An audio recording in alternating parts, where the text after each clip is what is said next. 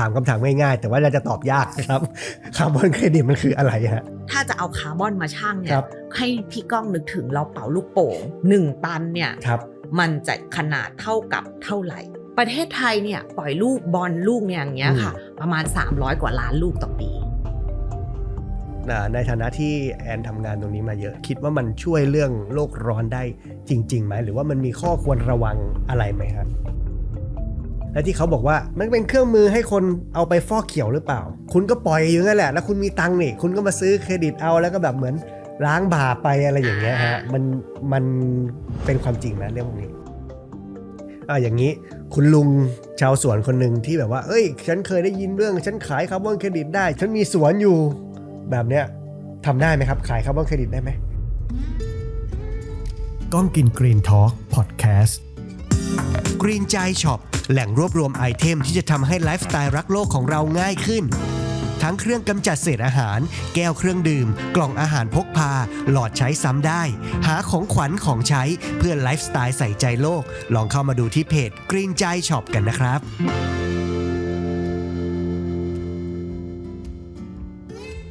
คาร์บอนเครดิตใครฟังคำนี้ได้ยินคำนี้ก็บางคนอาจจะปัดคลิปหนีไปเลยนะครับผมเพราะว่ามันฟังดูเข้าใจยากหรือว่ามันเกี่ยวอะไรกับชีวิตเราบ้างนะฮะแล้วจริงๆแล้วมันมาช่วยแก้เรื่องโลกร้อนได้จริงหรือเปล่าบางคนอาจจะเม้ามอยว่าเฮ้ยมันอาจจะเป็นอีกหนึ่งเครื่องมือในการมาฟอกเขียวก็ได้นะครับแล้วจริงๆแล้วมันคืออะไรฮะเดี๋ยววันนี้เราจะมาพูดคุยนะครับเพื่อทำความรู้จักกับคำว่าคาร์บอนและคาร์บอนเครดิตกันในภาษาที่เข้าใจง่ายๆเอาเป็นว่าถ้าผมเข้าใจได้เนี่ยผมเชื่อว่าประชาชนหลายๆคนก็น่าจะเข้าใจได้ด้วยนะครับผมไม่ให้มันเป็นวิชาการหรือว่าลงลึกอะไรมากเกินไปนะครับเราจะมาทำความเข้าใจกันว่าคำว่าคาร์บอนเครดิตที่เราได้ยินกันบ่อยมากเลยทุกวันนี้เนี่ยเกี่ยวข้องกับชีวิตเราอย่างไรนะครับเพราะฉะนั้นวันนี้ฮะแขกรับเชิญของเราเนี่ยจะมาทำหน้าที่ในการเล่าแล้วก็ผมก็ติดตามเขาทั้งการทำงานทั้งการเดินทางทั้งเรื่องคอนเทนต์ความรู้หลายๆอย่างจากเขานะครับก็เลยเชื่อมั่นว่าเขาจะเป็นคนมาเล่าเรื่องนี้ให้เข้าใจได้ง่ายๆอย่างดีเลยนะครับผมเขาเป็นทั้งนักเขียนเป็นนักสื่อสารสิ่งแวดล้อมนักวิจัยผู้ร่วมก่อตั้ง Refill Station นะครับและปัจจุบันเป็นผู้จัดการสิ่งแวดล้อมอาวุโสที่มูลนิธิแม่ฟ้าหลวงนะครับขอเชิญพบกับคุณแอนนะครับดร.สุพัชยาเตชะชูเชิดครับสวัสดีครับแอนครับสวัสดีค่ะเป็นด็อกเตอร์ที่ดูเด็กมากเลยนะครับขอบคุณค่ะ กดดันมากเลยพี่ก้องเปิดมาก็กดดันเลยค่ะของแอนก็คือเป็นนักสื่อสารที่พูดอะไรเรื่องที่เข้าใจง่ายๆมากเมื่อกี้ก่อนที่เราจะมาอัดกันเนี่ยก็มีการซ้อมกันแล้วด้วยนะฮะแล้วรู้สึกว่าเฮ้ยสอนเด็กบ่อยใช่ไหมเรื่องเหล่านี้จะพยายามเต็มที่ครับผม ก็เด็กด้วยค่ะผู้ใหญ่ด้วยใช่ไหมเพราะว่าบางทีต้องทำงานกับชุมชนอะไรอย่างนี้ด้วยใช่ไหมครับแล้วก็น่าจะเรื่องคาร์บอนเรื่องอะไรอย่างนี้ก็น่าจะต้องเป็นเรื่องประเด็นที่สื่อสารอยู่เรื่อยๆใช่ไหมครับกับพ่อแม่อะไรอย่างเงี้ยต่างจังหวัดก็จะมีความแบบท้าทายขึ้นไปอีกอย่างโอเควันนี้ขอฝากลุงอีก1คนนะครับในการอธิบายเรื่องนี้ให้ฟังหน่อยนะครับจากนักวิจัยนกไต่ไม้ในสมัยปริญญาเอกแล้วอะไรทำให้อยู่ๆมาทำงานที่มูลนิธิแม่ฟ้าหลวงตอนนี้ได้ครับโอ้แต่ก่อนเนี่ยเรียนทำวิจัยไต่ไม้เนี่ยจบสาขาชีววิทยานะคะแล้วก็คนที่ชวนมาทำงานเนี่ยก็คือบอสเป็นลูกค้าร้าน Refill Station ค่ะไปเจอกันในร้านแล้วก็คุยกันถูกคอว่าอ๋อเนี่ยสนใจทำเรื่องสิ่งแวดล้อมมาทำกับพี่ไหมบอสก็เนี่ยชวนมาทำงานที่มูลนิธิค่ะว่ามีงานหลากหลายก็เลยตัดสินใจว่ามาลองช่วยกันดูค่ะตอนนั้นก็เข้ามาก็ยังทำไม่ได้ค่ะหมายถึงว่า learning by doing เพราะว่าสิ่งที่เราเรียนมามันเป็นหลักการพื้นฐานวิทยาศาสตร์เน้นๆแต่ว่าเรื่อง apply อะไรอย่างเงี้ยค่ะก็ต้องไปพัฒนาตัวเองแล้วก็ไปเรียนรู้ต่อไปเรื่อยๆค่ะครับเมื่อกี้มีพูดถึง Refill Station นิดนึงก็คือเป็นร้านที่ให้คนเอาภาชนะมาเติมได้เพื่อลดแพคเกจจิ้งใช่ไหมใช่ค่ะก็จะเป็นแต่ก่อนมีหน้าร้านเนาะตอนนี้ไม่มีหน้าร้านแล้วด้วยโควิดและเหตุการณ์ต่างๆแต่ว่าคอนเซปต์เนี่ยก็คือให้คนเนี่ยเอาบรรจุภัณฑ์มาเติมเองสบู่แชมพูอะค่ะเวลาที่เราใช้แล้วมันหมดเนี่ย ครับ จริงๆขวดมันไม่ได้ผิดอะไรเลยเนาะแต่ว่ามันก็กลายเป็นขยะเพราะมันแค่ไม่มีน้ำยาอยู่ข้างในเฉยๆเราก็เลยจะหาทางชุบชีวิตขยะให้เขาเนี่ยเอาบรรจุภัณฑ์ไปเติมขวดเดิมมันก็จะกลับมาได้ใช้ใหม่เนี่ยค่ะก็ลดการเกิดขยะค่ะแต่ว่าก็ยังมีช่องทางออนไลน์อยู่นะคะก็จะมีสินค้าอื่นๆอย่างเช่นหลายอย่างที่พี่ก้องใช้อยู่ถุงซิลิโคนหรือว่ากล่องข้าวพับได้เงี้ยค่ะแล้วมันก็กลายเป็นพื้นที่ที่ทำให้แอนได้มาเจอกับหัวหน้าแล้วก็ชวนมาทำงานที่มูลนิธิแม่ฟ้าหลวงใช่แล้วก็เป็นพื้นที่อีกหลายๆอย่างให้เราได้สื่อสารเรื่องสิ่งแวดล้อมค่ะมันไม่ได้เป็นแค่ร้านค้านะตอนนั้นเราเห็นมันว่ามันเป็นช่องทางที่คนเดินเข้ามาแล้วแบบทำอะไรอันนี้คืออะไรเหรอหรือแบบถ้วยอนามัยคืออะไรชีวิตนี้ทำไมต้องมีอะไรอย่างเงี้ยค่ะก็เป็นอีกหนึ่งประตูใหญ่ที่ทำให้ได้ทำเรื่องสิ่งแวดล้อมเยอะขึ้นคือถ้าเราอยากรู้ว่ามนุษย์สายกรีนหรือว่ามันมีไอเทมอะไรที่มันช่วยให้เราแบบเป็นมิตรต่อโลกได้มากขึ้นเนี่ยมันก็จะคือมารวมอยู่ในร้านนี้เลยใช่แล้วก็เป็นที่ที่เราพบกับคนทำงานสิ่งแวดล้อมด้วยใช่ไหมครับจนได้มาทำที่แม่ฟ้าหลวงทำอะไรครับตอนเข้ามาเนี่ยค่ะต้องเป็นผู้จัดการโครงการสิ่งแวดล้อมซึ่งจริงๆแล้วเหมือนที่ปรึกษาเรื่องสิ่งแวดล้อมภายในทำหมดเลยค่ะตั้งแต่การจัดการขยะบำบัดน้ำเสียพลังงานทางเลือกจนตอนนี้มาทำโครงการคาร์บอนเครดิตในป่าชุมชนแล้วก็ทำเรื่องความหลากหลายทางชีวภาพด้วยค่ะแล้วตอนนี้หลักๆก็คือดังทำพวกนี้ทั้งหมดเลยอย่างนี้อยู่ใช่แต่ว่าก็จะมีทีมที่น้องๆที่เชี่ยวชาญแบบแอนไม่ได้เป็นสายวิศวะเนาะแต่ต้องมานั่งดูพิมพ์เขียวมานั่งดูพลังงานอะไรอย่างเงี้ยค่ะก็ไม่ใช่สายที่ถนัดแต่ว่าก็ดูภาพรวมว่าจริงๆแล้วdirection หรือว่าหลายคนที่จะบอกว่ามุ่งไปสู่ net zero เนี่ยมันควรจะทำยังไงบ้างหรือมันจะทำยังไงให้ธุรกิจเรามันยั่งยืนได้ค่ะโอเคครับงั้นเรามาเข้าเรื่องกันเลยดีกว่าครับผมถามคำถามง่ายๆแต่ว่าจะตอบยากครับคาร์บอนเครดิตมันคืออะไรฮะก่อนที่เราจะไปพูดถึงคาร์บอนเครดิตค่ะพี่ก้องเราไปพูดถึงภาวะโลกร้อนกันก่อน เราได้ยินกันบ่อยแล้วภาวะโลกร้อนเนี่ยมันเกิดจากก๊าซเรือนกระจกที่มันเหมือนผ้าห่มโลกอยู่แล้วโลกก็ร้อนขึ้นเนาะก๊าซเรือนกระจกเนี่ยไม่ได้มีแค่คาร์บอนค่ะก๊าซเรือนกระจกมีหลายตัวเลยมีเทนจากตดเราก็ใช่ตดเรามีเทนด้วยใช่เหมือนที่เขาบอกว่าตดวัวอะไรอย่างงี้ตดวัวมีเทนแต่ว่าวัวแค่ตดเยอะกว่าเราเฉยกินข้าวเกิดจากการหมักนาข้าวหมักเนี่ยก็เป็นมีเทนเหมือนกันเพราะฉะนั้นเรากินข้าวเนี่ยมันกระบวนการผลิตเนี่ยมันก็ปล่อยมีเทนแล้วนะเป็นหนึ่งในก๊าซเรือนกระจกใช่ไนตรัสออกไซด์อันนี้ไม่คุ้นละจากการใส่ปุ๋ยไนโตรเจน NPK เช่นเรากินผักเนี่ยเหรอเรากินผักผลไม้ต่างๆการใส่ปุ๋ยเยอะเกินไปหรือว่าการทำการเกษตรก็ปล่อยก๊าซเรือนกระจกหมดเลยตอนแรกคนก็จะคิดว่าเฮ้ยการปล่อยก๊าซเรือนกระจกต้องพุ่งไปเรื่องโรงงานพลังงานบนถนน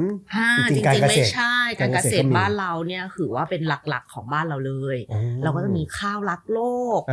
ปลูกหน้าแบบข้าวเปียกสลับแห้งก็คือใช้น้ำน้อยๆหน่อยมันจะได้ไม่เกิดการหมักมีเทนเยอะอะไรอย่างเงี้ยเป็นต้นค่ะสารทำความเย็นอื่นๆที่เราเปิดแอร์เย็นกันอยู่เนี่ยก็มีสารทำความเย็นก็ปล่อยก๊าซเรือนกระจกอะไรอีกก๊าซเรือนกระจกหลายอย่างเนี่ยมันถูกเอามาเทียบเป็นยูนิตเดียวกันที่สำคัญที่สุดก็คือคาร์บอนมันก็เลยมีหน่วยเรียกว่าตันคาร์บอนไดออกไซด์เทียบเท่าก็คือเอาตัวอื่นเนี่ยมาเทียบเท่ากับคาร์บอนแหละครับผมจะได้ใช้หน่วยเดียวกันไปเลยจะได้ใช้หน่วยเดียวกันไปเลยไอ้คำว่าตันข้างหน้าเนี่ยมันคือหน่วยของน้ำหนักมันคือหน่วยของน้ำหนักถูกต้อง1 ตันมีกี่กิโลกรัม 1,000 ครับ 1,000 กิโลกรัมครับผมถูกต้องค่ะเวลาถ้าจะเอาคาร์บอนมาชั่งเนี่ยให้พี่ก้องนึกถึงเราเป่าลูกโป่งสมมุติว่าลมหายใจออกมามีแต่คาร์บอนอย่างเดียวเนี่ยนะให้ได้ลูกโป่งลูกใหญ่ๆเนี่ยค่ะ1 ตันเนี่ยมันจะขนาดเท่ากับเท่าไหร่ลองเป่าเคยเรียนมาว่าเราหายใจออกซิเจนเข้าไปออกมาเป็นคาร์บอนไดออกไซด์แต่จริงๆแล้วมีไนโตรเจนเยอะแต่ว่ามีไนโตรเจนด้วยมีไนโตรเจนด้วยแต่ว่าแอดซูมว่าถ้ามีแต่คาร์บอนเนี่ยสมมติว่าเราปล่อยคาร์บอนไดออกไซด์ออกมาโอเคเราสมมติว่าพูดออกมาลูกเท่านี้ก็จะหมดปอดแล้วนะลูกนี้ก็จะอยู่ที่ไม่กี่กรัมไม่ถึงกิโลไม่กี่กรัมเองเท่านี้ก็น่าจะหลักน่าจะประหลักกิโลแล้วแหละเหรอโอเคถ้าลูก1 ตันค่ะจะมีเส้นผ่าศูนย์กลางเท่ากับ10 เมตรโห10 เมตรคูณ10 เมตร10 เมตรนี่ใหญ่กว่า ใหญ่กว่า นะ ห้องนี้น่าจะ ใหญ่กว่าห้องนี้ สี่ เออ เกือบ3-4 ห้ ป อง ระมาณ2ห้องนี้เลยนะครับ อ่า โอ้ยเขารู้หมดเลยว่าสตูดิโอเราเล็ก โหเส้นผ่าศูนย์กลาง10 เมตร นั่นคือคาร์บอนไดออกไซด์1 ตัน 1 ตัน ประเทศไทยเนี่ยปล่อยลูกบอลลูกเนี่ยอย่างเงี้ยค่ะ ประมาณ300 กว่าล้านลูกต่อปี 300 กว่าล้านตัน ใช่ ก็คือเปรียบเทียบเป็นลูกบอลใหญ่ๆเนี่ย300 กว่าล้านลูกต่อปี ใช่ค่ะ ครับ ถ้ามันเป็นขยะพี่ก้องคิดว่าคนเราจะรีแอคกับมันยังไง โอ้โห ก็ถ้าประเทศเราก็คงไปฝังกบ คือกองอยู่อย่างนั้น เราก็คงแบบชิบหายแล้วไม่รู้จะไปฝังตรงไหนแล้ว ถู พี่ กเพราะมันใหญ่มากล้านลูกนะ300 กว่าล้านลูกนะ ใช่ นั่นสิ แต่ปัญหาทุกวันนี้คือ มันมองไม่เห็นจ้า อ๋อ มันก็ลอยขึ้นไปเลยแล้วมันก็หายไปเลย แล้วทุกคนก็ไม่ได้รู้สึกอะไร แต่ว่าทั้งหมดเนี่ย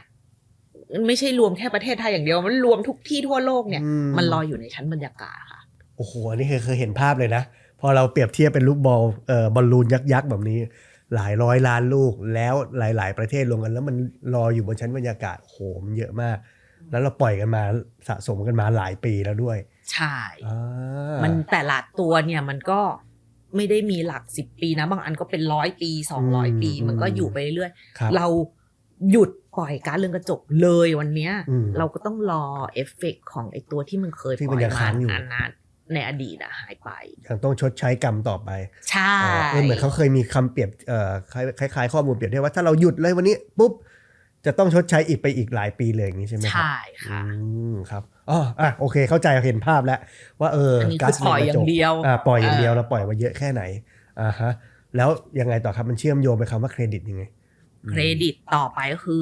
ลดทุกคนต้องมาช่วยกันลดกันเถอะ โอเคปล่อยลดพี่ก้องก็ต้องลดไม่ปล่อยเลยพี่ว่าพี่ทำได้ไหม โอ้โหแค่หายใจกับตดก็เยอะแล้วนะมันก็ไม่ได้เนาะ มัน ก็เลยมีคำนึงมาว่าชดเชย ครับชดเชยก็ต้องไปซื้ออย่างอื่นของคนที่ทำดีเนี่ยมาชดเชยเพื่อที่จะให้ที่ปล่อยกับที่ปล่อยน้อยอยู่แล้วเนี่ยชดเชยหายไปอันนี้กลายเป็นคาร์บอนนิวทรัลหรือความเป็นกลางทางคาร์บอนความเป็นกลางทางคาร์บอนเราปล่อย10 ลูกแล้วเราต้องไปซื้ออะไรที่มันดูด10 ลูกซื้อของคนที่ดูด10 ลูกมาก็จะเทียบว่าเทียบเท่าใช่คาร์บอนเทียบเท่าโอเคแต่ว่าคาร์บอนเครดิตเนี่ยค่ะมีหลายแบบมีแบบปล่อยน้อยลงก็ถือว่าเคลมได้แล้วอย่างเช่นถ้าง่ายๆอย่างเช่นเราเป็นคนดีขึ้น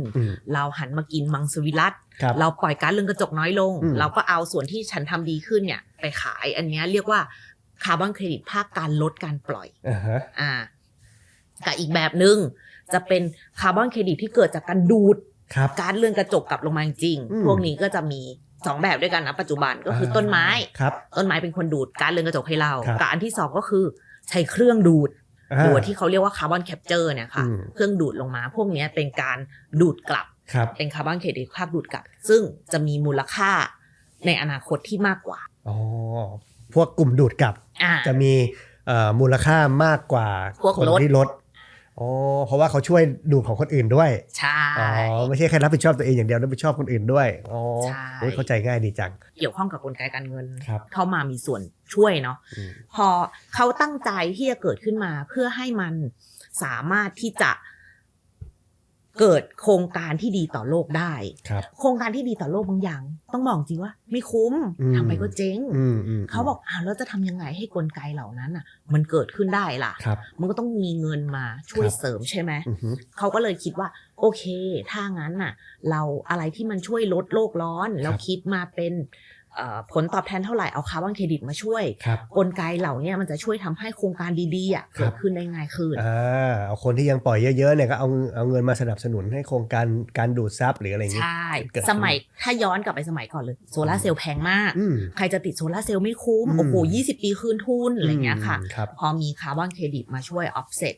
เนี่ยมันก็ทำให้โครงการคาร์บอนเครดิตมันคุ้มทุนได้เร็วขึ้นคนก็มาสนใจมากขึ้นก็เลยเรียกมันว่ามันเป็นกลไกทางการเงินที่ทำให้คนเนี่ยลดโลกร้อนได้เพิ่มขึ้นมันต้องเอาเรื่องเงินเข้ามาเกี่ยวข้องนะที่เขาเรียกว่าหลักเศรษฐศาสตร์เนาะใช่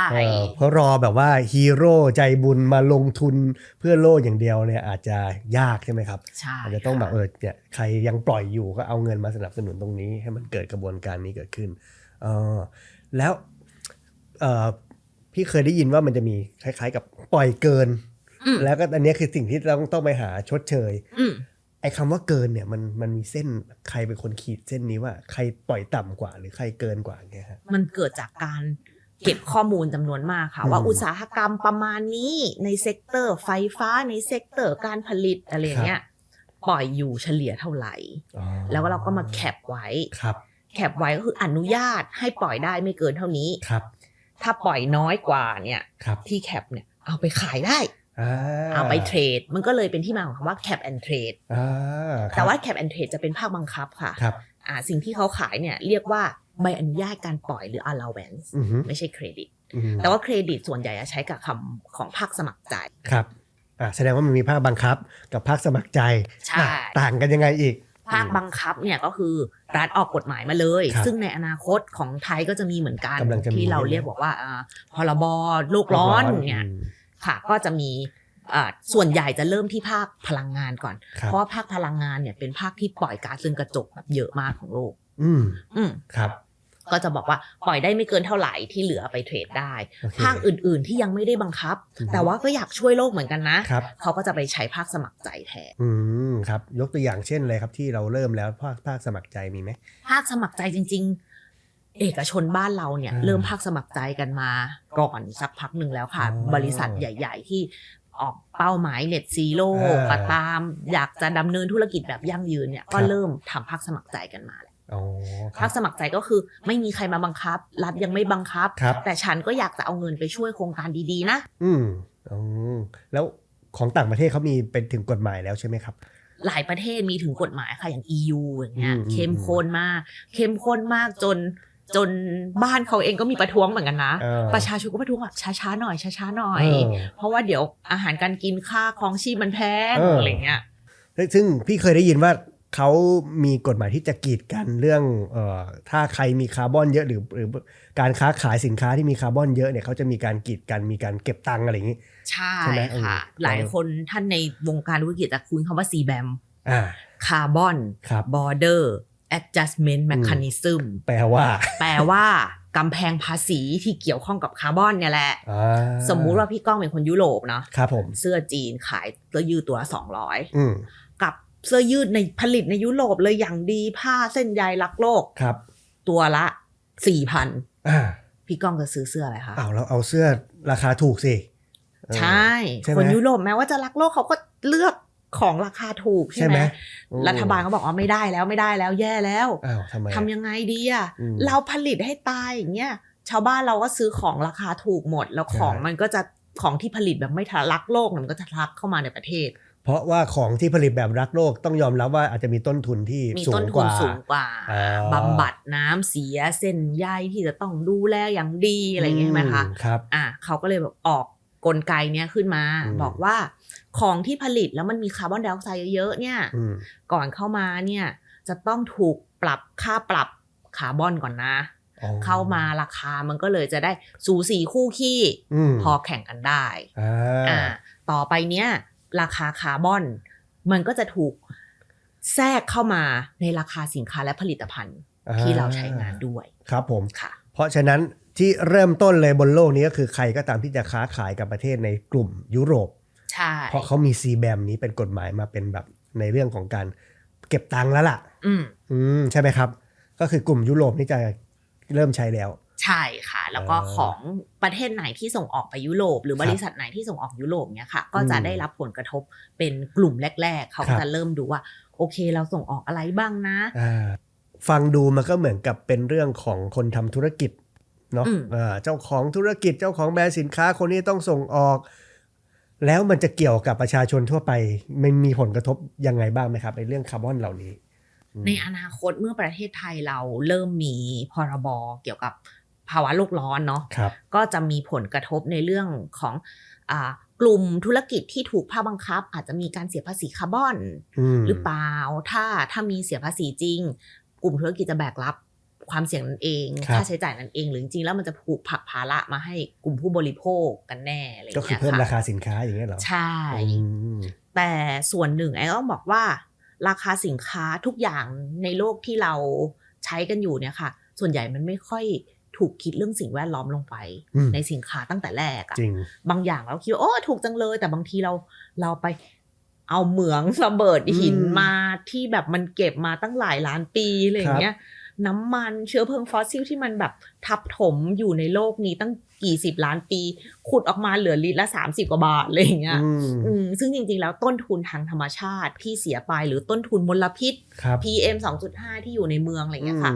มันมีต้นทุนที่แพงกว่านั้นมากครับซึ่งเมื่อก่อนเราไม่เคยคิดมาอยู่ในต้นทุนในการซื้อขายสินค้าเลยแต่หลังจากนี้จะต้องบวกเข้าไปแล้วด้วยเพราะฉะนั้นถ้าคุณใช้ทรัพยากรมากหรือว่าทำให้โลกร้อนขึ้นคุณก็อาจจะต้องเสียเงินมากขึ้นแล้วมันก็จะสะท้อนมันอยู่ในราคาของผลิตภัณฑ์ใช่ค่ะเพราะมันสะท้อนมาในราคาผลิตภัณฑ์ในทางกลับกันถ้าอยากไม่ให้สะท้อนในราคาผลิตภัณฑ์เยอะแต่ละบริษัทเองก็ต้องไปทำให้มันดีขึ้นให้ปล่อยคาร์บอนน้อยลงค่าใช้จ่ายต่างๆก็จะได้ถูกลงไม่เสียภาษีประมาณที่เมื่อกี้แอนบอกว่าต่างประเทศเขาก็เลยบอกว่าประชาชนบอกว่าเบาๆหน่อยอย่าเพิ่งเก็บเยอะเพราะว่ามันส่งผลกระทบมาถึงผู้บริโภคใช่ครับแล้วมันมีวิธีการแบบป้องกันหรือเบาลงอะไรอย่างนี้ได้กันได้ไหมของประเทศอื่นๆอย่างเงี้ยถ้าถามแอนก็ต้องบอกว่าเราเป็นคนสายกรีนเนาะพี่ก้องเราก็จะบอกว่าเฮ้ยมันรอไม่ได้แล้วหลายอย่างมันควรจะเร็วกว่านี้ด้วยซ้ำไปกว่าจะออกกฎหมายแต่ละตัวธรรมชาติหรือว่าโลกใบนี้มันเสียหายไปเยอะแล้วอะไรอย่างเงี้ยค่ะพี่ก้องแต่ในขณะเดียวกันถ้าเป็นคนกินคนใช้เราก็เข้าใจนะว่าแบบเราก็อยากได้ของถูกคุณภาพดีและเป็นมิตรกับสิ่งแวดล้อมจ้าทำยังไงดีจ้าอะไรเงี้ยก็คิดว่ามันก็ในกลุ่มผู้บริโภคเองก็คิดว่าเราก็ต้องปรับเปลี่ยนไลฟ์สไตล์ด้วยค่ะพวกแบบพวกการบริโภคอาหารชุมชน regenerative agriculture อะไรเงี้ยมันก็เป็นทางเลือกที่คนหันมาให้ความสำคัญมากขึ้นครับผมมันก็เลยต้องกระตุ้นให้กับผู้ผลิตเนาะให้ใส่ใจโลกมากขึ้นไปจนถึงนี่เลยครับเดี๋ยวนี้เขาจะเริ่มเขียนลงในฉลากแล้วว่าบรรจุภัณฑ์นี้หรือว่าผลิตภัณฑ์นี้ลดการปล่อยคาร์บอนเท่านั้นเท่านี้อะไรพวกนี้มันจริงไหมแล้วมันมีนัยยะสำคัญอะไรขนาดนั้นไหมอย่างเงี้ยครับถามว่าจริงไหมจริงแต่เหนื่อยนะเหนื่อยหมายถึงว่าบริษัทเองจะทำให้ได้แต่ละฉลากมาแล้วมันก็เต็มไปด้วยกลไกมากเลยค่ะกลไกว่าต้องไปตรวจสอบว่านี้มันดีจริงแอนจะชอบพูดเสมอว่าเคมีใครใส่เคมีไม่เห็นต้องติดฉลากเลยว่าผักเนี้ยใส่สารเคมีแต่พอใส่ผักไม่ใส่ปุ๊บต้องไปหาคนมาตรวจต้องไปหาคนมาดูว่ามาดูสิส่วนฉันไม่มีเคมีนะเสียตังค์ให้เขาอีกเป็นแสนได้โลโก้มาติดของฉันปลอดภัยโลกมันกลับกันไปหมดทั้งที่เรื่องที่ดีอยู่แล้วมันควรจะเป็นเรื่องปกติแล้วใครทำไม่ดีถึงจะถูกมาร์กต้องไปเสียตังค์สิมาให้เขาตรวจมาให้เขาอะไรอย่างนี้ใช่ไหมใช่จริงกลายเป็นว่าคนทำดีต้องเสียค่าตรวจเพิ่มใช่แล้วเราก็ถูกมองว่าคนที่บริโภคสินค้าที่มันกรีนเนี่ยเป็นอีลีทคนที่บริโภคสินค้ากรีนก็มีเงินไงคุณมีทางเลือกในชีวิตไงเนี่ยถ้าเราไปเก็บภาษีคนที่ทำไม่ดีต่างหากpolluter pay principle คนที่ปล่อยมลพิษเป็นคนจ่าย คนที่ใช้ทรัพยากรธรรมชาติเป็นคนจ่ายแบบนี้ราคาอันไหนไม่ดีมันก็จะแพงไงแล้วอันไหนดีอยู่แล้วก็ไม่ต้องไปหาคนมาออดิตว่าเราปล่อยหรือไม่ปล่อยมลพิษเท่าไหร่แต่ใครอยากจะไปดีแคร์ใช่ไหมคนทำดีก็อยากจะบอกว่าของฉันดีของฉันดีในขณะที่คนทำไม่ดีก็เงียบๆไว้อย่ามาอย่าเนาะกลายเป็นว่าเราจะมีฉลากความดีต้องเสียตังค์เพิ่มจริงครับมันเหมือนกับใช้กลไกทางภาษีทางเศรษฐศาสตร์มาช่วยในเรื่องของการทำให้เรามาถึงผู้ผลิตสินค้าให้เป็นมิตรกับโลกมากขึ้นใช่ไหมครับซึ่งมันก็เป็นหลักการใกล้เคียงกับคาร์บอนเครดิตนั่นแหละใช่ไหมครับคนปล่อยเยอะคนอิมิชันเยอะใช่ไหมครับก็จะต้องซื้อเครดิตจากคนที่เขาทำดีประมาณนี้ใช่ไหมครับจริงๆแล้วกลไกนี้มันในฐานะที่แอนทำงานตรงนี้มาเยอะคิดว่ามันช่วยเรื่องโลกร้อนได้จริงๆไหมหรือว่ามันมีข้อควรระวังอะไรไหมครับมันเป็นเรื่องพูดยากพี่คือหมายถึงว่ามันช่วยได้ไหมคิดว่าช่วยได้มากหรือน้อยมันยังช่วยได้อยู่ ครับ เราจะเห็นจากโมเมนตัมที่ถ้ามันไม่มีอะไรภาคบังคับเข้ามาไม่มีภาคการเงินเข้ามาการจะบีบให้คนเปลี่ยนพฤติกรรมจริงๆอ่ะค่อนข้างท้าทายมากเลยแหละจริงพอมีเรื่อง incentive เข้ามาหรืออะไรเงี้ยคนก็ขยับกันมากขึ้นเราก็จะเห็นว่าภาคธุรกิจเองก็หันมาใส่ใจเรื่องนี้มากขึ้นมันก็ทำให้ผู้บริโภคเริ่มตั้งคำถามแล้วว่าเอ๊ะ neutral คืออะไร net zero คืออะไรกันแน่อะไรเงี้ยค่ะครับผมและที่เขาบอกว่ามันเป็นเครื่องมือให้คนเอาไปฟอกเขียวหรือเปล่าอย่างเช่นคุณก็ปล่อยอยู่นั่นแหละแล้วคุณมีตังค์นี่คุณก็มาซื้อเครดิตเอาแล้วก็แบบเหมือนล้างบาปไปอะไรอย่างเงี้ยฮะมันเป็นความจริงไหมเรื่องพวกนี้อันนี้แล้วแต่มุมมองหมายถึงว่ามองอย่างนั้นก็ได้ส่วนหนึ่งแต่เขาก็บอกว่าถ้ารถมันถูกกว่าก็ไม่อยากจะเสียตังค์ไปซื้อหรอกก็รถถูกกว่าแต่ว่าในขณะที่บางคนที่หัวคอมเมอร์เชียลมากๆก็คือถ้าอันไหนลดแพงไปซื้อเอาคุ้มกว่าบอกว่าด้วยส่วนหนึ่งนะกับอีกอันนึงที่เราจะได้ยินกันมากจะเป็นฟอกเขียวเนี่ยมักจะรีเลทกับเรื่องของป่าไม้ค่ะว่าปลูกป่าแล้วไม่เห็นลดโลกร้อนเลยหรือว่าปลูกกันไปแล้วรอดไม่รอดก็ไม่รู้ PR ไหมอะไรอย่างเงี้ยค่ะอันเนี้ยก็ไม่เป็นเรื่องควรหรือไม่ควรมากกว่าฟอกเขียวหรือไม่ฟอกเขียวมันไม่ได้มีมาตรฐานเช็คว่าอันนี้ฟอกเขียวหรือเปล่าเนาะต้องบอกอย่างนี้บางอย่างเนี่ยเขาทำตามมาตรฐานอยู่ละอย่างเช่นปลูกไม้ดั้งเดิมโอเคเป็นไม้ดั้งเดิมบางอย่างบอกว่าปลูกพืชที่หลากหลายเราก็ไม่รู้ว่าเท่าไหร่หลากหลาย5พอไหมหรือ20หรือต้อง300ชนิดมันก็หามามันก็ยากเหมือนกันนะอะไรอย่างเงี้ยค่ะเวลาไปประชุมภาพใหญ่ของ Globally เนี่ยเขาจะชอบบอกว่าDon't make the perfect be the enemies of the better คืออย่าให้ความ perfect มันมาเป็นปัญหาของการทำอะไรที่มันดีขึ้นกว่าเดิมต้องบอกว่าก่อนหน้านี้อยู่ในสายแบบผู้บริโภคสุดๆไปเลยก็จะรู้สึกว่านโยบายนี้มันไม่ใช่อันนี้มันแบบมั่วหรือเปล่าอันนี้โอเวอร์เคลมไหมอะไรเงี้ยค่ะพอมาทำอะไรที่มันเป็นนโยบายมากขึ้นภาพใหญ่มากขึ้นแล้วบางอย่างมันดีเทลมากๆอะไรเงี้ยค่ะพี่คือหนูคิดว่ามันสำคัญคือต้องคิดให้ครอบคลุมที่สุดแหละแต่บางอย่างก็ต้องยอมรับฟังความคิดเห็นแล้วก็แก้ไขสิ่งนั้นระหว่างทางด้วยอย่างเมธอดคือวิธีการที่ได้มาซึ่งคาร์บอนเครดิตมันจะมีวิธีการมากมายเลยค่ะพวกเนี้ยอัปเดตเรื่อยๆอัปเดตไวมากเพราะว่าเหมือนกระต่ายกับเต่ามันก็จะมีคนพยายามที่จะหาไม่ใช่ที่จะหาอะไรมาแบบถ้าห้ามเปลี่ยนแปลงระบบนิเวศดั้งเดิมเหรอเราตัดต้นไม้ก่อนนิดนึงแล้วเราค่อยไปเคลมสิหรือว่าเราปลูกต้นนี้สิที่ตัดต่อ GMO มาแล้วมันจะได้โตเร็วๆกับเก็บคาร์บอนเยอะๆอะไรประมาณเนี้ยแล้วมันก็จะมีคนออกกฎแบบเพิ่มขึ้นมาออกกฎเพิ่มขึ้นมาหนูก็เลยแบบนี่มันแบบศีล227ข้อหรือเปล่าใครผิดศีลก็แบบเพิ่มมาอีกข้อนึงอะไรเงี้ยค่ะซึ่งถามว่าดีไหมก็ดีมันก็จะได้พัฒนาเงื่อนไขที่มั่นคงแข็งแกร่งตรวจสอบได้ไปเรื่อยๆแต่สิ่งที่เกิดมาแล้วที่คนพยายามจะหาช่องอะไรอย่างเงี้ยค่ะก็มีเหมือนกันเหมือนเคยได้ยินว่าบริษัทที่เขาก็เหมือนไปปลูกป่าแต่ว่าอย่างที่แอนเกิดมาอาจจะเป็นป่าที่แบบไม่ได้ช่วยโลกได้จริงหรือเปล่าหรือว่าเป็นเชิงเดี่ยวหรือเปล่าหรืออะไรแบบเนี้ยแล้วก็กลายเป็นขายเครดิตได้ด้วยอะไรแบบนี้ครับคิดว่าพี่ก้องน่าจะได้ยินข่าวของเบอร่าที่เป็นแบรนด์ใหญ่ที่ถูกสกู๊ปใหญ่มากอย่างหนังสือพิมพ์การ์เดียนเนี่ยลงข่าวสกู๊ปใหญ่ว่ามันเป็นแฟนทอมเครดิตมันไม่ได้มีเครดิตจริงๆในทั่วโลกเนี่ยแบบลดได้น้อยมากเลยนะแต่ว่าขายอิชชูไปตั้งเยอะที่มาหลังจากไปดิกเปเปอร์อาหารแล้วเนี่ยค่ะคือไม่มีใครผิดคือทั้งคู่ไม่ได้ผิดกฎเขาเขียนว่าเราจะต้องเคลมเครดิตว่าพื้นที่เราเนี่ยได้เครดิตเท่าไหร่เมื่อเทียบกับพื้นที่อ้างอิงซึ่งมีลักษณะใกล้เคียงกันแล้วปรากฏว่าในคนที่ไปเลือกพื้นที่ใกล้เคียงกันเนี่ยไปเลือกพื้นที่ใกล้ถนนหรือใกล้ที่คนเข้าถึงง่ายเนี่ยปาล์มก็ถูกตัดเยอะกว่าไอ้พื้นที่ที่เขารักษาไว้ได้นะคะมันก็เลยดูมีเครดิตเยอะแต่ว่าป่าอยู่เท่าเดิมแต่เขาเทียบว่าอัตราป่าที่จะไม่สูญเสียไปจากการที่ดำเนินโครงการเนี่ยเป็นเท่าไหร่ครับ อันถึงตรงนี้ไม่งงเนาะ งงครับ นั่งพยักหน้าไปงั้นแหละฮะมันอีกทีเครดิตที่ได้มาเนี่ยมันไม่ได้แค่บอกว่าต้นไม้อะกักเก็บต้นไม้กักเก็บคาร์บอนมาเท่าไหร่แต่มันบอกว่าเราได้มาจากการปกป้องป่าให้อยู่ด้วยเพราะว่าถ้าเราไม่ทำอะไรสักอย่างเนี่ยป่าต้องโดนตัดแน่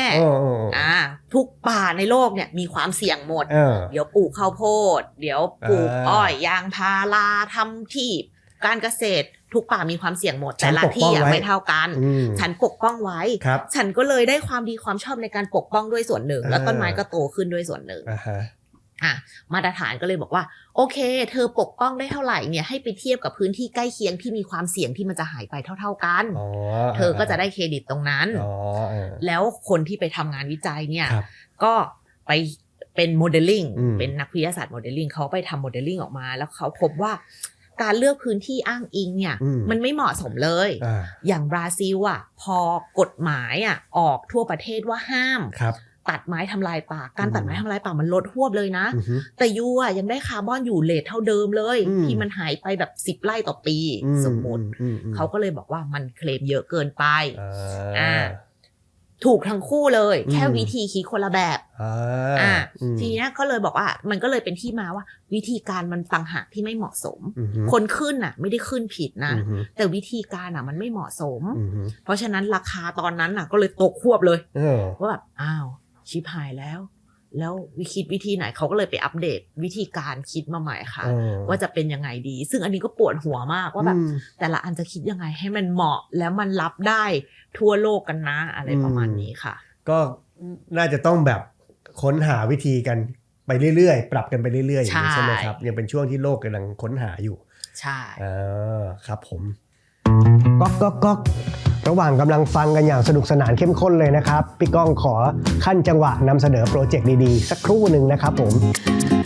อยากจะให้เห็นนะครับว่าชุดเฟอร์นิเจอร์ที่ผมและแขกรับเชิญนั่งอยู่ตอนนี้นะครับอันนี้คือเฟอร์นิเจอร์ที่ทำจากวัสดุอัพไซเคิลนะครับก็คือเราจะเห็นสีสันของผ้าส่วนเกินจากอุตสาหกรรมเฟอร์นิเจอร์นะครับที่ถูกนำมาดีไซน์นำมาชุบชีวิตใหม่นะครับตามคอนเซ็ปต์Circular Economy หรือว่าเศรษฐกิจหมุนเวียนนะครับและก็ยังเป็น Zero Waste ด้วยนะครับป้องกันการเกิด Waste จากการผลิตเฟอร์นิเจอร์ที่สำคัญยังเป็นการลดคาร์บอนฟุตพริ้นท์ในการผลิตเฟอร์นิเจอร์ชิ้นใหม่ๆด้วยนะครับผมซึ่งก็จะเหมาะกับองค์กรเหมาะกับโรงแรมร้านอาหารคาเฟ่คอนโด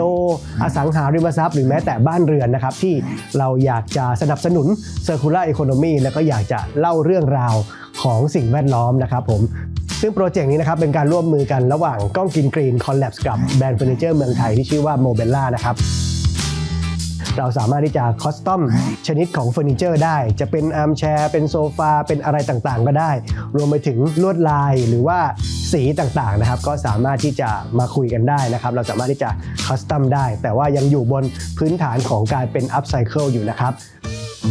ถ้าใครกำลังมองหาเฟอร์นิเจอร์ที่เล่าเรื่องราวของความยั่งยืนได้นะครับก็ติดต่อเข้ามาได้ไม่ว่าจะเป็นทางอินบ็อกซ์ของเพจก้องกินกรีนนะครับหรือว่าทางอีเมลก้องกินกรีน@gmail.com หรือว่าโทรเข้ามาที่เบอร์โทรที่ขึ้นอยู่หน้าจอนี้ได้เลยนะครับเอาล่ะไปฟังกันต่อเลยดึงมาใกล้ตัวกลับมาที่ประเทศไทยอย่างสมมุติว่ามีองค์กรซื้อคาร์บอนเครดิตจากแม่ฟ้าหลวงเอาตังค์ตรงนี้ไปทำอะไรครับ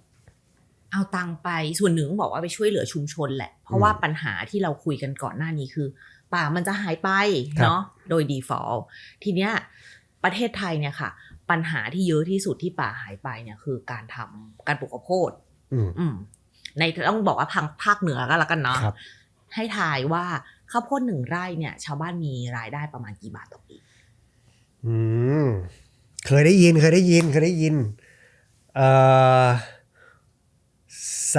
อะไรประมาณนี้ป่ะโอ้ยเยอะไปฮะต่อปีนะปีไร่หนึ่งนะจ้า3,000 ต่อปีนี่ก็น้อยแล้วนะ300เหรอครับ300 ถึง 500 บาทค่ะต่อปีเคยได้ยินนี่แล้วก็ช็อกอยู่เหมือนกันแต่คิดว่าไม่น่าจะใช่นะ300 ถึง 500เขาเลยต้องทำพื้นที่เยอะเขาทำหลายไร่พี่กองเขาไม่ได้ทำไร่เดียวอ่ะเขาทำหลายไร่แต่ว่าพอเราเป็นรายได้ด้วยใช่ไหมคนเมืองเนาะที่รู้สึกว่า 500 บาทต่อปีเอาเงินฉันไปเลยจ้า อ มันก็เลยเป็นกลไกว่าโอเคแต่ว่าถ้าเราให้เปิดรับบริจาคตลอดมันก็คงไม่ยั่งยืนเราจะมีอะไรที่เป็นกลไกมาช่วยให้ชาวบ้านเขารักษาป่าได้ถ้านอนอยู่เฉยๆเราได้รายได้เท่ากับปลูกข้าวโพดเราก็คิดว่าคนก็น่าจะดูแลป่ามากกว่าเนาะค่ะเราก็เลยใช้กลไกคาร์บอนเครดิตเนี่ยเข้ามาช่วยว่าจะทำยังไงให้ป่ามันยังอยู่ทำยังไงให้ป่ามันไม่หายไปแล้วชุมชนเนี่ยได้อยู่ร่วมกับป่าได้อย่างยั่งยืนมีการบริหารจัดการป้องกันทำแนวกันไฟอะไรอย่างเงี้ยค่ะซึ่งรายได้ส่วนใหญ่เนี่ยก็คือลงไปที่ชุมชนแหละมากกว่า 60-70% เนี่ยลงไปที่ชุมชนว่าเขาจะเอาไปใช้ใน2ส่วนก็คือดูแลป่าแล้วก็อีกอันนึงก็คือพัฒนาธุรกิจขนาดเล็กในชุมชนค่ะครับซึ่งทั้งนี้ทั้งนั้นรายได้ที่มาก็คือมาจากการขายคาร์บอนเครดิตนี้หรอใช่ค่ะแต่ว่าโมเดลของเราเนี่ยก็คือเราขอการสนับสนุนเข้ามาก่อนที่จะให้คาร์บอนเครดิต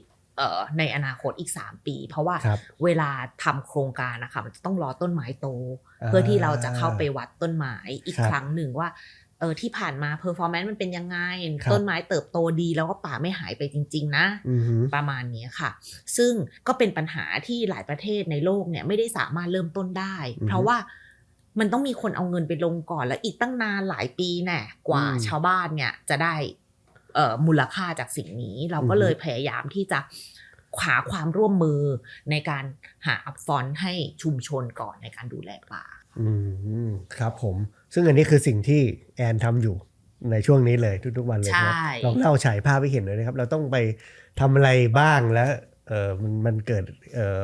เหตุการณ์หรือบรรยากาศยังไงบ้างกระแสตอบรับเป็นยังไงครับรายได้ส่วนหนึ่งต้องบอกว่าที่ไม่ได้ให้ชุมชน 100% เนี่ยก็คือเอามาใช้กับการบริหารจัดการโครงการต่างๆให้เกิดขึ้นได้ค่ะก็ทีมก็จะมีทีมลงไปคุยกับชุมชนก่อนพ่อแม่ว่าโอเคเราจะมาทำแบบนี้นะเป็นยังไงบ้างสนใจเข้าร่วมไหมหลังจากชุมชนเข้าร่วมกับเราโอเคเห็นด้วยเข้าร่วมก็จะมีทีมขึ้นไปบินโดรนดูขอบเขตว่าป่าอยู่ไงประสานงานกับหน่วยงานราชการว่าขออนุญาตดำเนินโครงการนะคะขอบเขตเนี่ยถูกต้องตรงกันไหมอะไรอย่างเงี้ยค่ะอันนี้ก็ซับซ้อนอยู่ประมาณนึงแล้วก็หลังจากนั้นก็มีทีมเราเรียกเขาว่าเป็นทีมบอยแบนด์เพราะเป็นพี่ผู้ชายล้วนเลยเข้าไปตีแปลง1 ไร่ในป่าก็เอาดึงตลับเมตรกันชาวบ้านก็ช่วยดึงวัดต้นไม้ทั้งหมดใน1 ไร่นั้นขนาด1 ไร่เนี่ยค่ะเรียกว่าเป็น sample plot ก็คือขึ้นอยู่กับขนาดพื้นที่ว่าเรามีพื้นที่ขนาดไหนเราควรวางกี่ sample plot บ้างก็เป็นตัวอย่างออกมาแล้วก็คำนวณออกมาเป็นปีฐานว่ามีคาร์บอนอยู่แล้วในป่า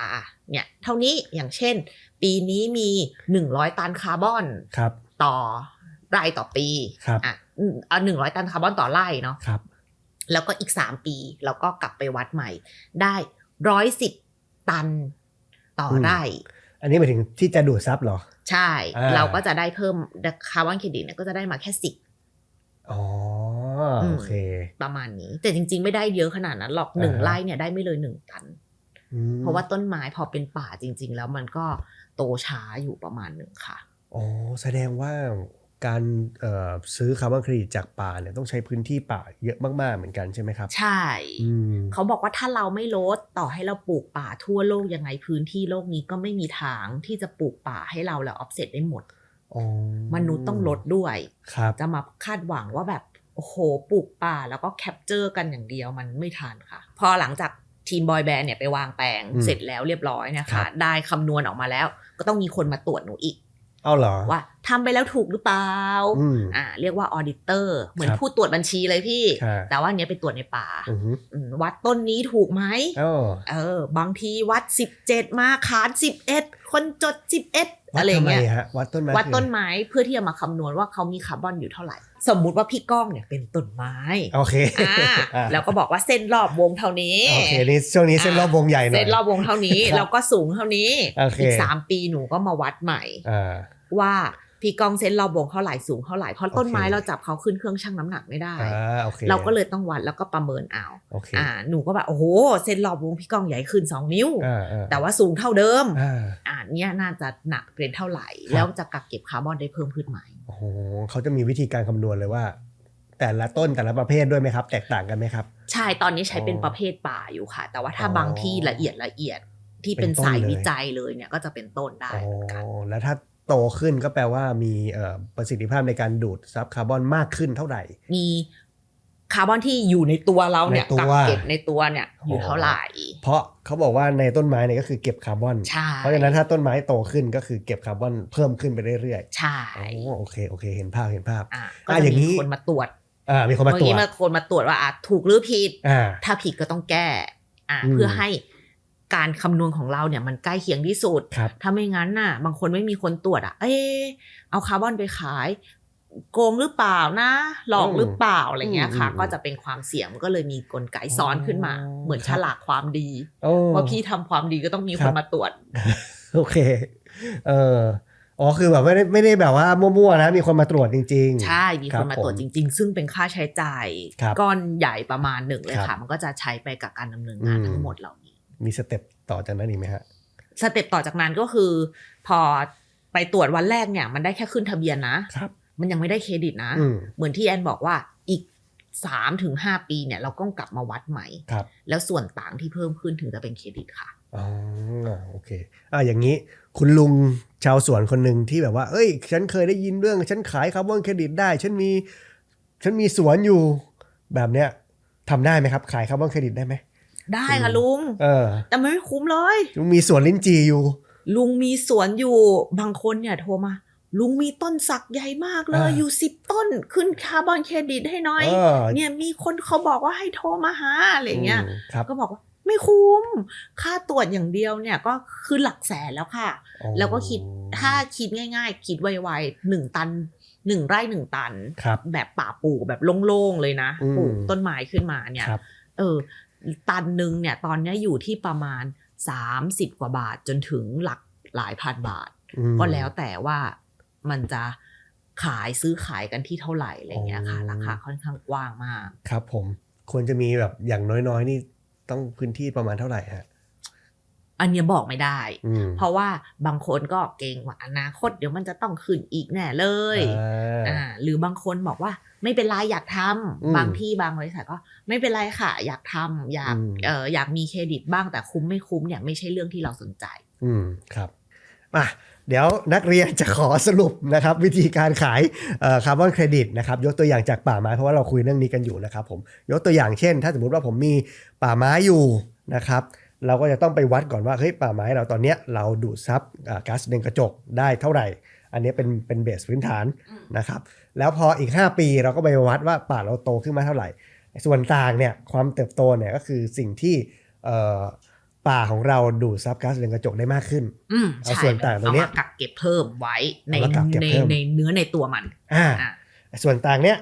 จากปีแรกถึงปีที่5เนี่ยอันนี้คือที่เราขายได้ใช่ขายแล้วปุ๊บหลังจากปีที่5ขึ้นไปเป็นปีที่10อีก5 ปีต่อมาโตขึ้นเท่าไหร่ก็คือกักเก็บคาร์บอนไว้ในป่าได้เท่าไหร่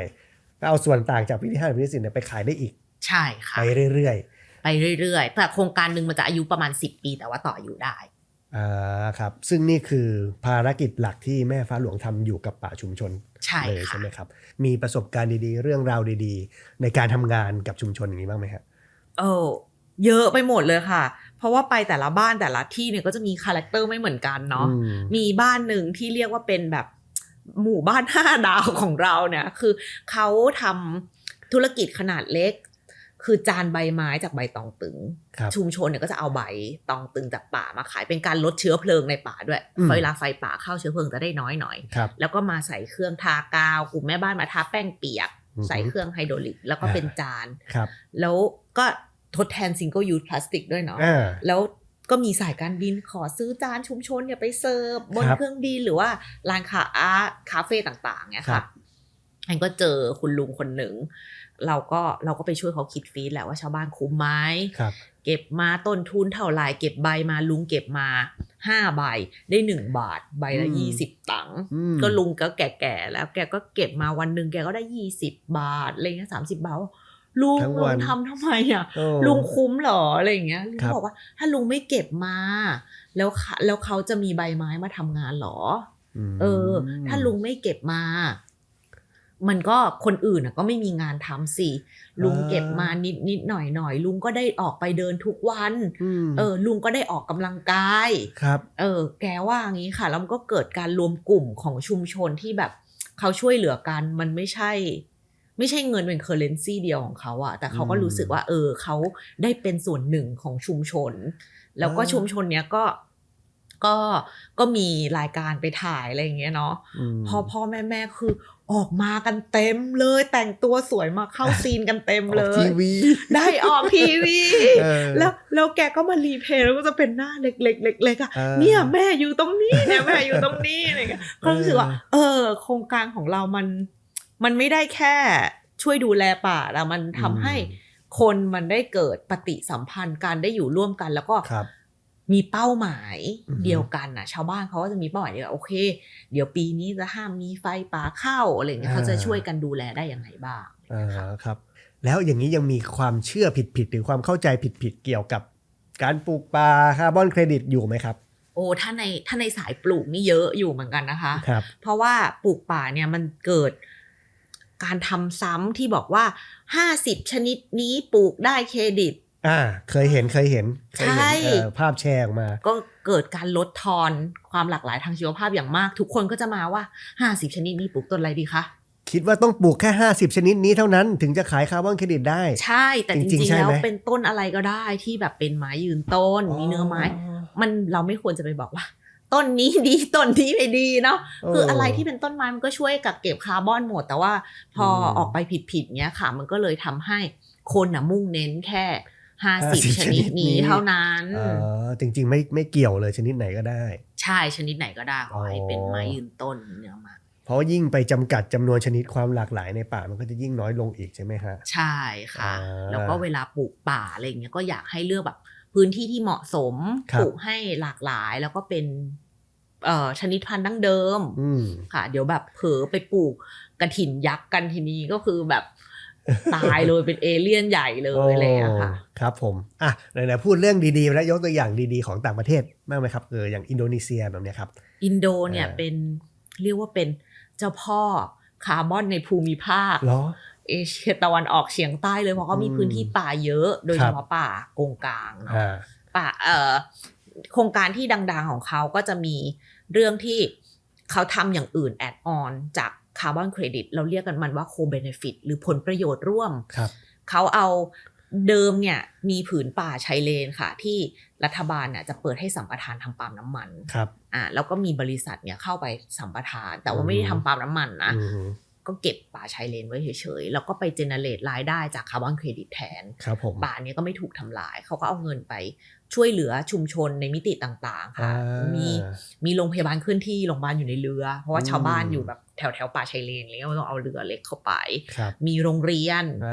มีระบบน้ำจืดเพราะว่าป่าชายเลนอีกเป็นน้ำเค็มน้ำไม่สะอาดอะไรเงี้ยค่ะก็มี SDG ในมิติต่างๆที่เขาทำขึ้นมาก็ถือเป็นตัวอย่างที่คาร์บอนเครดิตมันไปช่วยชีวิตของสังคมให้มันดีขึ้นได้ยังไงบ้างค่ะก็เรียกว่าเป็นกลไกที่ทำให้เราได้รายได้จากการมีอยู่ของธรรมชาติในรูปแบบหนึ่งเนาะเพราะถ้าไม่งั้นน่ะพื้นที่ธรรมชาติมันก็ถูกไปเจเนเรตรายได้เพื่อปากท้องเราอย่างอื่นในมิติใดก็มิติหนึ่งไม่ตัดไม้ไปขายก็เอาที่ไปทำอย่างอื่นอะไรอย่างเงี้ยค่ะจริงๆถ้ามองเห็นประโยชน์และใช้ถูกวิธีก็สามารถที่จะต่อยอดมาเป็นโครงการดีๆได้หลายอย่างเลยเหมือนกันเนาะช่วยทั้งธรรมชาติช่วยทั้งสังคมเนาะอย่างที่ทั้งของไทยอย่างที่แม่ฟ้าหลวงทำอยู่หรือว่าในต่างประเทศก็มีตัวอย่างดีๆมากมายใช่ค่ะแต่ก็พอมันเกี่ยวพันกับเรื่องการเงินมันก็จะมีคนแบบว่าจะทำยังไงดีปลูกชนิด GMO ให้ได้ต้นไม้เยอะๆดีไหมหรือไปใส่ปุ๋ยเร่งอะไรอย่างเงี้ยค่ะก็คิดว่าในฐานะผู้บริโภคเราก็ช่วยกันเป็นหูเป็นตาหรือว่าตั้งคำถามกับกระบวนการโครงการที่มันเกิดขึ้นกันเยอะๆอันไหนดีก็ชมด้วยเพราะว่าบางทีเราก็จะแบบว่าบวกไว้ก่อนเป็นสายบวกอะไรเงี้ยค่ะก็คิดว่ามันก็มีทั้งโครงการที่ดีแล้วก็โครงการที่เราควรช่วยกันระวังเราเห็นตัวอย่างของป่ามาแล้วแต่จริงไม่ใช่แค่ป่าอย่างเดียวใช่ไหมครับที่สามารถขายคาร์บอนเครดิตได้ ใช่มันมีตัวอย่างอื่นๆอีกไหมครับมีอีกเยอะมากเลยค่ะมีเรื่องการทำนาเปียกสลับแห้งพูดไปแล้วเนาะหรือว่าเอาขี้หมูไปผลิตแก๊ส LPG สมมติถ้าขี้หมูปล่อยไว้เฉยๆก็ปล่อยมีเทนแล้วก็ผลิตเป็นแก๊สใช้แทนเปลี่ยนหลอดไฟแบบประหยัดพลังงานมากขึ้นติดโซลาร์เซลล์ทำการหาลมหรือเทคโนโลยีแบบคาร์บอนแคปเจอร์อะไรอย่างเงี้ยค่ะก็ทำได้เหมือนกันคืออะไรก็ตามที่เราลดของเราหรือว่าเราช่วยดูดซับของคนอื่นใช่ก็จะสามารถที่จะไปเป็นเครดิตได้แต่ว่าต้องมากพอ ที่จะคุ้มค่าในการที่จะมาตรวจประเมินอะไรต่างๆนี้ใช่ไหมครับใช่ค่ะแล้วก็ทางนี้ก็ขึ้นอยู่กับระเบียบวิธีที่รองรับด้วยบางอย่างนี่คือแบบครีเอทีฟมากเลยอันนี้ช่วยแอบขายของให้เพื่อนอย่างเช่นมอลลูมเอาเสื้อผ้าเก่ามาใช้ลดการผลิตใหม่อะไรอย่างเงี้ยค่ะแต่ว่ามันก็ยังไม่ได้มีระเบียบวิธีหรือมีกลไกอะไรรองรับการเคลมเครดิตในมิติเหล่านี้อย่างเงี้ยค่ะบางทีก็ต้องไปช่วยกันสร้างขึ้นมาใหม่ว่าแล้วแบบนี้มันจะช่วยกันคิดคำนวณยังไงดีจริงนะจริงๆก็ช่วยลดทั้งเวสช่วยทั้งลดทั้งคาร์บอนอะไรอย่างนี้ได้เยอะเลยนะครับโอเคครับนอกจากคาร์บอนเครดิตยังมีคำศัพท์ใหม่เพิ่มขึ้นมาอีกนะครับก็คือ biodiversity credit คืออะไรครับเอาแปลก่อนนะคะแปลตรงตัวเนี่ยก็คือเครดิตความหลากหลายทางชีวภาพครับซึ่งมันก็เริ่มมาจากว่าเนี่ยหลังจากที่เราเนี่ยปลูกป่ากันไปเยอะๆๆๆเนี่ยมีปัญหาเชิงเดี่ยวเยอะมากเลยในขณะที่ป่าดั้งเดิมมันก็ยังถูกทำลายไปอะไรเงี้ยความหลากหลายทางชีวภาพเนี่ยหายไปในขั้นวิกฤตแล้วเราจะทำยังไงดีเขาก็เลยบอกว่าโอเคถ้างั้นน่ะเราใช้กลไกทางการเงินเดียวกันละกันไหนๆกลไกทางการเงินที่มันวิวัฒนาการเนี่ยมันก็มีมาหลายปีแล้วค่ะก็เลยจะเป็นเรื่องของเราจะดูแลฟื้นฟูความหลากหลายทางชีวภาพได้ยังไงแต่ออนรีมาร์กตัวโตๆว่าจริงๆเขาตั้งใจให้เป็นกลไกทางการเงินเพื่อการอนุรักษ์ความหลากหลายทางชีวภาพแต่ไม่ได้อยากให้มันเอามาถูกชดเชยเพราะว่าถ้าไม่งั้นมันก็จะเข้าอีหลอบเดิมว่าทำลายที่นึงไปสิเดี๋ยวเราไปซื้อเครดิตที่อื่นมาชดเชยเราไปตัดป่าทำลายบ้านของเสือโค้งที่นึงแล้วก็ค่อยไปเลี้ยงดูเสืออีกที่นึงมาอย่างเงี้ยค่ะมันก็เลยไม่ได้ค่ะก็มีข้อจำกัดแล้วก็ความท้าทายอีกเยอะมากในอนาคตครับผมจริงๆมีอีกหลายเครดิตเลยเนาะพลาสติกเครดิตก็มีหลายอย่างเลยถ้าคุยกันก็คงอีกยาวนะครับแต่ว่าอันที่ใกล้ตัวสุดๆเลยที่กำลังเป็นกระแสที่พูดถึงอยู่ณตอนนี้จริงๆพูดก็มานานแล้วด้วยก็คือคาร์บอนเครดิตที่เราควรจะต้องทำความรู้จักไว้ไม่ว่าเราจะอยู่ในบทบาทไหนผู้ผลิตหรือว่าผู้บริโภคอะไรอย่างนี้นะครับตราบใดที่ยังอยู่ในโลกเดียวกันแชร์ก๊าซเรือนกระจกร่วมกันเนี่ยนะฮะก็ควรจะต้องรู้จักไว้ด้วยนะครับโอเคเราจบเนื้อหาที่มันเข้มข้นนะครับหวังว่าจะเข้าใจเรื่องคาร์บอนเครดิตกันมากขึ้นเรามีเกมสนุกๆมาผ่อนคลายเข้าคำถามสนุกๆเป็นสายกรีนในฐานะที่แอนก็เป็นสายกรีนตัวแม่ท่านหนึ่งนะครับเราจะมีคำถามที่เป็นเกี่ยวกับสายกรีนให้แอนช่วยตอบคำถามที่พี่ก้องพบบ่อย แล้วก็โยนให้คนอื่นตอบมีคนอื่นตอบไปแล้วใช่ไหมก็คือแอนนี่แหละเราคนเดียวทำอะไรไม่ได้หรอกเจอบ่อยมากเราคนเดียวทำอะไรไม่ได้หรอกทำไงฮะจริงไหมแล้วควรจะมีคำตอบกับคำถามนี้ยังไงดีฮะยกคำพูดของไอดอลชื่อเจนกูดอลค่ะเขาบอกว่าเราต้องตระหนักก่อนว่าเราสร้างผลกระทบต่อโลกในทุกๆวันขึ้นอยู่กับว่าเราอยากสร้างผลกระทบแบบไหนให้โลกใบนี้เราต้องตระหนักก่อนครับทำแมทเทอร์นะฉันทำอะไรมันก็มีผลนะเรากินเราบริโภคเราเดินทางยังไงก็ตามมากหรือน้อยเนี่ยอีกเรื่องหนึ่งแต่ขอให้รู้ก่อนว่าฉันก็ทำเท่าที่ฉันทำได้นี่แหละครับผมเพราะฉะนั้นรับผิดชอบตัวเองได้ก็ยิ่งดีใช่เราคนเดียวอะไรนะทำอะไรไม่ได้หรอกทำได้สิแล้วถ้าเราคนเดียวหลายๆคนก็ยิ่งดีไปกันใหญ่ใช่ค่ะแล้วเราก็เป็นหนึ่งคนที่อาจจะสร้างแรงกระเพื่อมให้กับโลกใบนี้ก็ได้เนาะครับผมฮิตเลอร์ก็คนเดียวทรัมป์ก็คนเดียวมหาตมะทันทีก็คนเดียวเหมือนกันโอเคสุดท้ายให้แอนฝากหน่อยแล้วกันครับว่าโลกของเรานะครับมันจะมีทางรอดได้อย่างไรหรือเราควรจะมีความคิดในการที่จะหาทาง เยียวยาโลกของเราได้อย่างไรครับจากประสบการณ์ที่อยู่ในวงการนี้ก็วันนี้เราคุยเรื่องคาร์บอนเครดิตกันเยอะเนาะแต่ก็อยากจะบอกว่ามันเป็นแค่หนึ่งเครื่องมือค่ะที่ทำให้ทุกคนพยายามมากขึ้นแล้วก็ได้รับรางวัลจากการทำดีด้วยแต่สุดท้ายโลกเนี้ยแอนก็ไม่เชื่อว่ามันจะอยู่รอดได้ด้วยกลไกนี้อย่างเดียวอ่ะไม่ใช่ว่ามีคาร์บอนเครดิตแล้วโอ้โหโลกสวยทุกปัญหามันจะถูกแก้ได้เงี้ยถ้าทุกคนไม่ช่วยกันแล้วมันก็เป็นปัญหาสิ่งแวดล้อมเหมือนเดิมๆว่าไก่กับไข่อะไรเกิดก่อนกันจะมีเลนจักรยานก่อนหรือให้คนปั่นจักรยานก่อนบริษัทจะเปลี่ยนก่อนหรือว่าผู้บริโภคเปลี่ยนก่อนแล้วบริษัทค่อยเปลี่ยนอะไรอย่างเงี้ยค่ะแต่ว่าเราอยู่ในโลกใบเดียวกันแล้วเรามีโลกแค่ใบเดียวคิดว่าแอนคิดว่ามันถึงเวลาแล้วที่ทุกคนจะช่วยกันทำมันไปพร้อมๆกันไม่ต้องรอว่าเธอเปลี่ยนก่อนสิฉันเปลี่ยนก่อนถ้าเราเห็นว่าเรามีเป้าหมายเดียวกันแล้วแอนก็ยังมีความหวังอยู่ว่าโลกของเราเนี่ยมันก็น่าจะหมุนต่อไปได้ครับรับมงไปเลยครับ โอเคครับวันนี้ขอบคุณแอนมากๆเลยนะครับมาให้ทั้งความรู้ให้เราเข้าใจคำว่าคาร์บอนเครดิตแล้วก็เกี่ยวข้องกับชีวิตเกี่ยวข้องกับการงานเกี่ยวข้องกับความหวังเราอย่างไรนะครับรวมถึงแรงบันดาลใจต่างๆด้วยนะครับผมขอบคุณมากเลยนะครับขอบคุณครับ